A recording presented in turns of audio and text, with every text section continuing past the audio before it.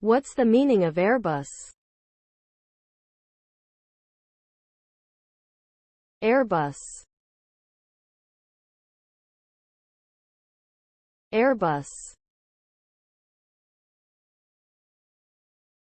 Airbus. Airbus. Airbus. Airbus is a European multinational aerospace corporation that designs, manufactures, and sells commercial and military aircraft, helicopters, satellites, and other related products.